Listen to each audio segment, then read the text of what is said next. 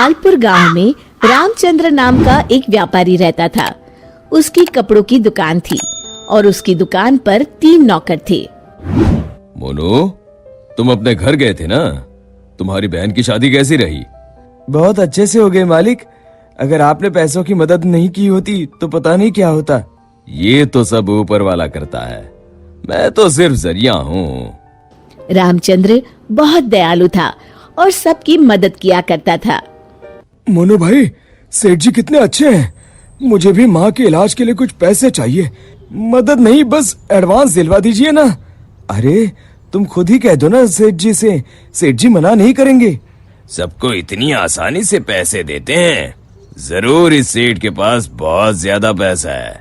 अगर मैं कभी कुछ चुरा लूं तो इस सेठ को पता भी नहीं चलेगा और मैं माला माल हो जाऊंगा।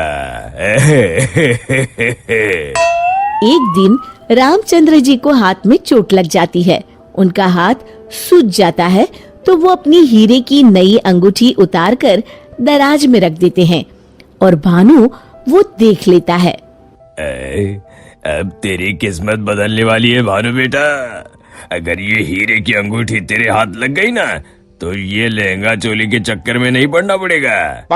अपनी भी एक दुकान होगी, तू भी दिन भर सेठ की कुर्सी पर बैठा रहेगा, तेरे आगे पीछे नौकर चाकर घूमेंगे। सोचते सोचते भानु सपने देखने लगता है। उसे ये सब दिखाई देने लगता है। ओ भानु, क्या सोच रहा है? चल खाना खाने चलते हैं, सेठ जी भी आराम कर रहे हैं। तुम लोग जाओ यार, मेरा मन नहीं है। क्यों? तेरी तबीयत तो ठीक है ना? हाँ भाई, मेरी तबीयत एकदम दुरुस्त है, बस कुछ करने का मन नहीं है। चल ठीक है, हम खाना खा के आते हैं। जैसे ही लोग बाहर जाते हैं, भानु मौका देखकर अंगूठी निकाल लेता है।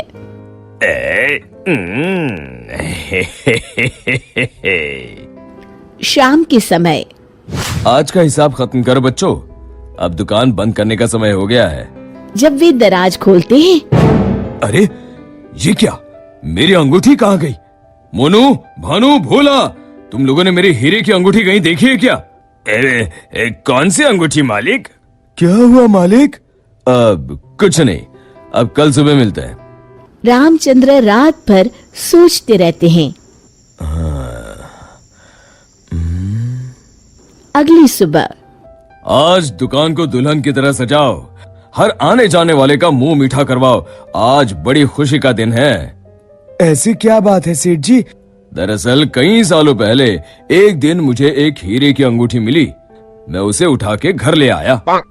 उसी रात मुझे सपने में आकर एक बाबा ने श्राप दिया कि तूने पैसों के लालच में जो अंगूठी उठाई है, अब वही तेरा नुकसान करवाएगी। जब से वो अंगूठी मेरे पास थी, मुझे कहीं न कहीं घाटा होता रहता था। घर में कोई न कोई बीमार होता रहता था। पर कल वो अंगूठी किसी ने चुरा ली और वो चोर अंगूठी के साथ साथ श्राप भी ले गया। पर अगर ऐसा ही था तो आपने वो अंगूठी फेंक क्यों नहीं दी सेठ जी?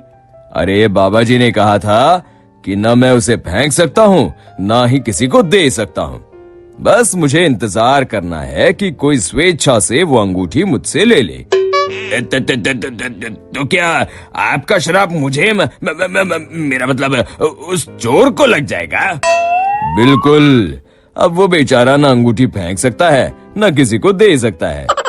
वैसे एक उपाय है। क्या उपाय सेठ जी? अरे तुम्हें क्या करना भानु भैया, अब चोर जाने और उसकी किस्मत। तू चुप कर, मैं तो ऐसे ही जानना चाहता हूँ। हाँ, क्यों नहीं, क्यों नहीं।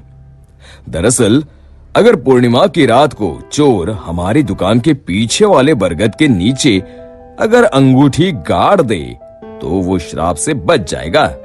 तो आपने क्यों नहीं ऐसा किया सेठ जी? तू मेरी जान ले ले। अरे भाई, मुझे ये उपाय अभी पता चला।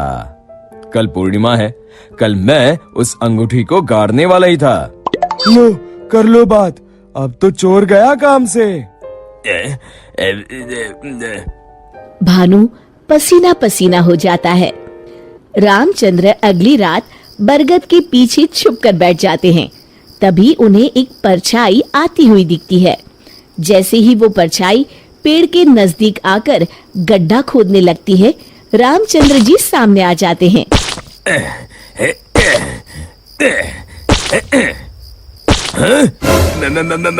मर गया रे। मुझे माफ कर दीजिए सेठ जी।